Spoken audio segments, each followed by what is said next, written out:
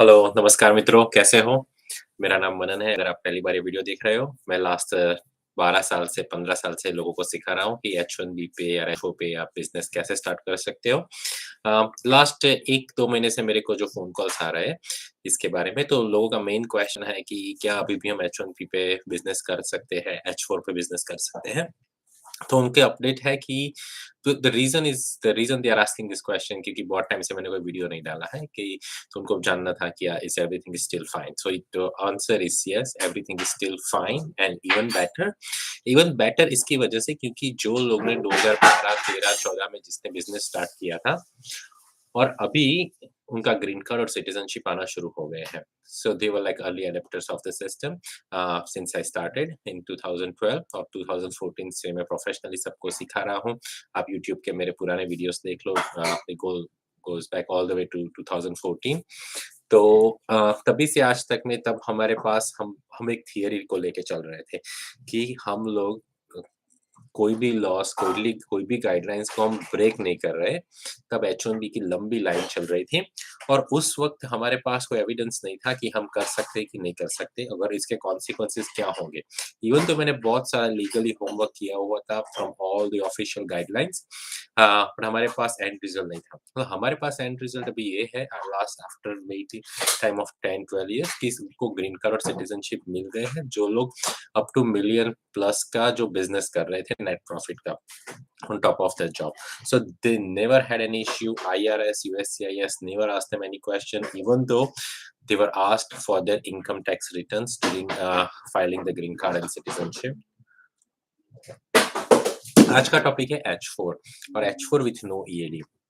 Last 20-25 साल से हमारे माइंड में यही माइंडसेट चल रहा है कि H4 can not do anything, they can not start any business, they can not do any job of course because of the lack of social security number. But now there is a new myth coming out from last few years कि जो अब उनके पास EAD card है तो वो business कर सकते हैं। अब इसका कोई रिलेशन नहीं है। ईएडी कार्ड होने से या बिज़नेस करने से कोई रिलेशन नहीं है। अगर आपके पास ईएडी कार्ड नहीं है, फिर भी आप बिज़नेस कर सकते हो, अपना खुद का एक्टिव बिज़नेस कर सकते हो। एक्टिव और पैसिव के बारे में हम थोड़ा लेटर में थोड़ा जानकारी लेंगे कि ये कितनी बड़ी मिथ है। अब ईएडी कार्ड का है कि एम्प्लॉयर ऑथराइजेशन डॉक्यूमेंट है। तो जो डॉक्यूमेंट है वो आपको अगर वॉलमार्ट में जाना है या फिर किसी आईटी कंपनी में या फिर स्टारबक्स में जाके या आपके लोकल ग्रोसरी स्टोर में जाके अगर आपको जॉब करना है, तो आपको यूएससीआईएस की परमिशन नहीं चाहिए, आपको ऑटोमेटिकली ईएडी कार्ड मिल रहा है क्योंकि आपके स्पाउस का 140 अप्रूव है। सो उसकी वजह से आपको डॉक्यूमेंट मिलता है कि आपको वो H1B के प्रोसेस से नहीं जाना पड़ता। इसका और बिज़नेस से कोई रिलेशन नहीं है। जो अगर आपके पास ईएडी कार्ड नहीं है, दैट मीन्स आपके पास सोशल सिक्योरिटी नंबर नहीं है। अब बिज़नेस स्टार्ट करने के लिए आपको सोशल सिक्योरिटी नंबर की ज़रूरत नहीं है। EAD card doesn't come with authorization to start a business. It doesn't. So it is come with authorization of starting a job. But when you are a resident of the state, let's say New York है, Texas है, California है, आप US के कोई भी 50 state में रहते हो, तो you are a resident of that state. Now when you आप रजिस्टर कराते हो बिजनेस आपकी सेक्रेटरी ऑफ स्टेट की ऑफिस में आपके स्टेट की, तो वो आपका सिटीजनशिप या ग्रीन कार्ड या आपका इमिग्रेशन स्टेटस कुछ नहीं पूछता, आपसे सोशल सिक्योरिटी नंबर भी नहीं मांगता। All they ask is are you a resident of the state, और उनकी रेसिडेंट की डेफिनेशन ये है कि आप उनके स्टेट की बाउंड्रीज के अंदर रह रहे हो, आपका एक वैलिड प्रॉपर एड्रेस है। आप इलीगल हो, असाइलम हो, रेफ्यूजी हो, कुछ भी हो, अगर आप उस स्टेट में रहते हो then you are a resident of that state और आप वो स्टेट में अपना ऑफिशियल बिजनेस रजिस्टर कर रहे हो। अगर आप इलीगल भी हो, कुछ भी हो, तो भी आप कहीं तो आप रहते हो, आपका लेटर्स कहीं तो आते होंगे। तो वहाँ पे आपके लेटर्स आ सकते हैं, आपकी जो भी इमिग्रेशन वो चलती है वो दूसरी तरफ है, लेकिन still you are eligible to start a business in your state because you are a resident of that state. Now अगर आपके पास सोशल सिक्योरिटी नंबर नहीं है, तो भी आप बिजनेस स्टार्ट कर सकते हो। बिजनेस स्टार्ट करने के 2 तरीके हैं। एक तो आपकी लोकल काउंटी क्लर्क में जाके आप अपना बिजनेस रजिस्टर करा सकते हो। It takes only 20 minutes. US में लगभग 6 टू 700 काउंटीज़ हैं। आप कुछ भी orange, blue, yellow, round circle कोई भी काउंटी में रहते हो, आप दरेक काउंटीज़ के लॉज़ या गाइडलाइंस थोड़े-थोड़े अलग हैं। So I can not give one size fit all answer. But what I want you to do is अगर आपको बिज़नेस स्टार्ट करना है, तो आप अपनी लोकल काउंटी क्लर्क आप गूगल करें, लेट्स से आप हो मोंटाना माउंटी काउंटी में हो, तो Montana is a state so it's not a good example. जैसे आप ऑरेंज काउंटी में रहते हो और ऑरेंज काउंटी क्लर्क आप गूगल करेंगे, तो ऑरेंज काउंटी क्लर्क का आपको फ़ोन नंबर मिल जाएगा। बिज़नेस आवर्स में आप कॉल कीजिए उनको कि you want to register a business to the local county clerk.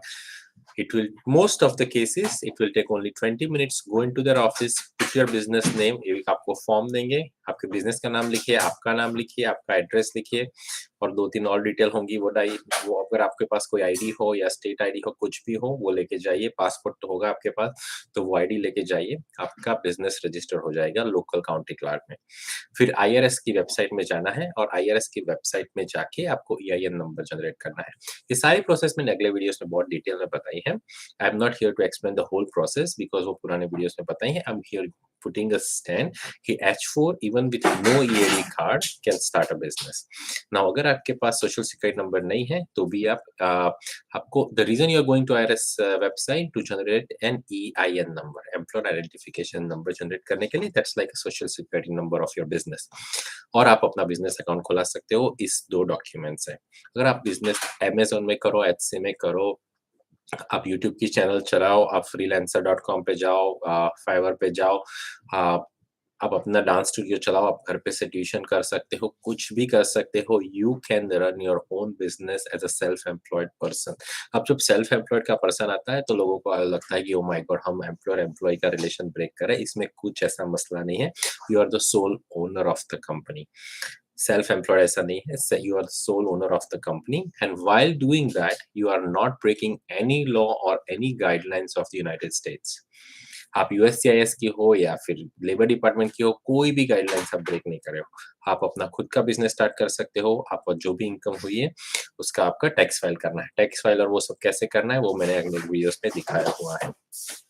अगर आपके पास ईएडी कार्ड है, तो आप जॉब कर सकते हो, लेकिन अगर आपके पास ईएडी कार्ड नहीं है, सोशल सिक्योरिटी नंबर भी नहीं है, that means then you can register your own company. मैंने 7-8 साल पहले एक लड़की थी, वो ईबे पे बिज़नेस स्टार्ट करना था, उसके पास कुछ उसको वो इंडिया से कपड़े मँगवाती थी और इधर सेल करने थे। She started small and start cutting bigger and bigger. तो उसको लगा कि अब मैं कैसे करूँगी, तो she watched my videos and contacted me and now she running a huge big show of her own business. Uh, of course, after 7-8 years, her immigration process matures. But the point is, even with no social security number, with no EAD card, you can start a business. Now let's come back to the active versus passive, which I explained that I will come back to later. So active versus passive की कोई भी definition कोई भी guidelines में नहीं है, USCIS में नहीं है, IRS में नहीं है, लेबर डिपार्टमेंट नहीं है, कोई definition नहीं है। ये एक्टिव पैसिव का पूरा मामला पूरा पूरा कॉन्सेप्ट ही बोगस है। कोई भी आप ऐसी दुनिया में कोई इनकम नहीं है जो आप पैसिवली कर सकते हो। अगर आप स्टॉक मार्केट में कर रहे हो वो इट्स नॉट अ पैसिव। अगर आपको actively there you have to research and you have to find funds and then you have to invest into it. You are still using your brain no matter what you doing. अगर आप rental property है, आपको लगता है वो passive है, ऐसा passive नहीं है। People who have property, they know how such a big headache it is and how much actively you need to be involved in the business. तो the point I'm trying to say is that it's passive income ऐसा कुछ नहीं है। आप जो active और passive का concept है, सब ऑनलाइन अटर्नीज ने अपने कुछ दिमाग से ये सब कॉन्सेप्ट निकाला है, लेकिन legally there is no stand. I have challenged attorneys on many law firm groups that let's have a discussion which line in the law book are we breaking if we start a business on H1B or H4 and उनके पास कोई answer नहीं है. They say it's a common sense. But I'm sorry to say, with all due respect to immigration attorneys, common sense doesn't make sense. We are not slave in this country. We are not breaking USCIS, IRS, social security, attorney general, labour department, कोई भी agency का एक भी law हम break नहीं कर रहे। The state gives us the right to start a business, तो किसको प्रॉब्लम है? ये सब हमने 20-25 साल से जस्ट हमने एक्सेप्ट कर लिया है। ये जस्ट उसका मैं 1-2 एग्जांपल आपको देना चाहता हूँ कि इंडिया में जो नॉर्थ इंडियंस है, वो आज की तारीख में भी ऐसा सोचते हैं कि हिंदी हमारी मातृभाषा है, बट दैट्स नॉट ट्रू। लोग आज भी समझते हैं हॉकी हमारा राष्ट्रीय खेल है, दैट्स नॉट ट्रू। ऐसे तो कई कई सारे मिसकॉन्सेप्ट्स है जो लास्ट 75 ईयर्स से हम बिलीव कर रहे हैं इंडिया में, but there is no constitutional base for it. हमने गुजरात में तो हमारे स्कूल में पढ़ा था, हिंदी हमारी मातृभाषा है, पर ऐसा तो कोई कॉन्स्टिट्यूशन में कहीं लिखा ही नहीं है। Hindi is one of the official language with 15 other languages. So my South Indian clients are always clear that Hindi is not a national language. But even today, after 75 years, some people still believe it is. So ये जो हम 25 साल से जो myth चल रहा है कि H1 पे आप बिजनेस नहीं कर सकते, H1 पे तो मैंने बहुत सारे गाइडलाइन, बहुत सारे वीडियोस पहले डाले हैं। आज को मेरे को फोकस H4 पे करना है। कि H4 पे भी without EAD card you can start a business. You don't need an EAD card to start a business. You don't need to wait for it. You can start a business. If you have any questions, write a comment below and I'll try to answer. I have a course on Udemy where I have my consultation calls, which I take. The whole phone call conversation is in that course. And if you have if you want to do consultation with me, there is a link below of Calendly. You can pick a date and time and you can contact me and we can have one call. The call usually lasts about 50 to 60 minutes. With the phone call, I also add you in my master group, which has around 150 members from last 2 years. I have started gathering because everyone was asking कि इनको किसी member से बात करनी है, तो I started grouping them in one WhatsApp group. I have done over 500 phone calls in last 5 to 6 years, but the previous one I did not keep in touch with anyone. But from last 2-3 years, I have started keeping track of them.